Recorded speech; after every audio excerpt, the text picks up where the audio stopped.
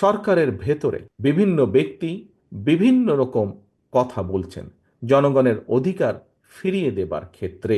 এর ফলে দেশের বিভিন্ন স্থানে বিভিন্ন রকমের অস্থিরতা তৈরি হচ্ছে। আমরা চাই এখন দেশ গঠন করতে। আমরা লক্ষ্য করছি অন্তর্বর্তীকালীন সরকারের কিছু কিছু ব্যক্তির বক্তব্যে বিভিন্ন রকম অস্থিতিশীলতা তৈরি হচ্ছে। আমরা যত বেশি ঐক্যবদ্ধ থাকতে সক্ষম হব, আমরা গণতন্ত্রের ভিত্তিকে তত দ্রুত আমরা চালু করতে সক্ষম হব। আমরা যত বেশি দেশে মানুষের ভোটের অধিকারকে নিশ্চিত করতে পারবো, তত বেশি আমরা দেশ এবং দেশের মানুষকে ষড়যন্ত্রের হাত থেকে নিরাপদ রাখতে পারবো। দেশে মানুষের ভোটের অধিকার যত নিশ্চিত হবে, তত বিএনপির রাজনৈতিক ভিত্তি শক্তিশালী হবে, তত বিএনপির রাজনৈতিক ভিত্তি তৃণমূল মানুষের মাঝে আরো বেশিভাবে গেঁথে যাবে। ভোট যাতে মানুষ নিশ্চিন্তে দিতে পারে, সেই নিশ্চয়তাও আমাদেরকে রক্ষা করতে হবে, সেই নিশ্চয়তাও আমাদেরকে প্রতিষ্ঠিত করতে হবে। শুধু ভোটের অধিকার প্রতিষ্ঠিত করতে হবে না, ভোট প্রদানের অধিকারও আমাদেরকে নিশ্চিত করতে হবে। আজকে আমরা যদি পত্র পত্রিকা খুলি, আমরা যদি দেশের বিভিন্ন দিকে তাকাই, তাহলে আমরা কিছু কিছু ক্ষেত্রে কিছু কিছু অস্থিরতা লক্ষ্য করছি। এই অন্তর্বর্তীকালীন সরকারের বিভিন্ন বিষয় নিয়ে জনগণের মনে বিভিন্ন রকম প্রশ্ন দেখা দিয়েছে। গত কিছুদিন ধরে আমরা অত্যন্ত দুঃখের সাথে সানবিট সব দিবে সামাল। সানবিট ম্যাজিক প্রেস ডিশওয়াশিং এর মাথা ঘোরানো সলিউশন। আমরা লক্ষ্য করছি সরকারের ভেতরে বিভিন্ন ব্যক্তি বিভিন্ন রকম কথা বলছেন জনগণের অধিকার ফিরিয়ে দেবার ক্ষেত্রে।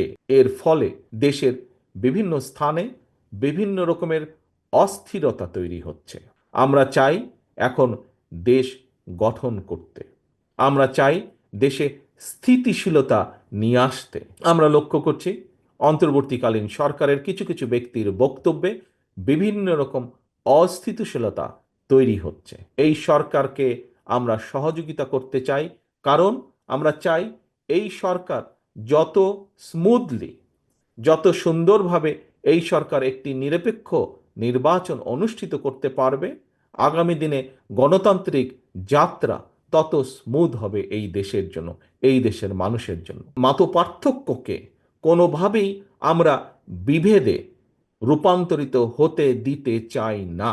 আমাদের মতপার্থক্য যদি বিভেদের মধ্যে বা বিভেদ সৃষ্টি করে, আমাদের নিজেদের মধ্যে সবচাইতে বেশি ক্ষতিগ্রস্ত হবে দেশ, ক্ষতিগ্রস্ত হবে দেশের মানুষ, ক্ষতিগ্রস্ত হবে এই দেশের গণতান্ত্রিক রাজনৈতিক দলগুলো। লক্ষ্য উদ্দেশ্য আমাদের থাকবে শুধু কুমিল্লা মহানগরী নয়, কুমিল্লা জেলা সহ বাংলাদেশের 64 জেলা, সার্বিকভাবে সমগ্র বাংলাদেশে জাতীয়তাবাদী শক্তির প্রতিটি নেতাকর্মীর আজ এই মুহূর্ত থেকে লক্ষ্য এবং উদ্দেশ্য হবে ঐক্যবদ্ধ থাকা। আমরা যত বেশি ঐক্যবদ্ধ থাকতে সক্ষম হব, আমরা গণতন্ত্রের ভিত্তিকে তত দ্রুত আমরা চালু করতে সক্ষম হব। দেশের মানুষই হচ্ছে প্রধান বিচারক, কার পরিকল্পনা তারা গ্রহণ করবেন।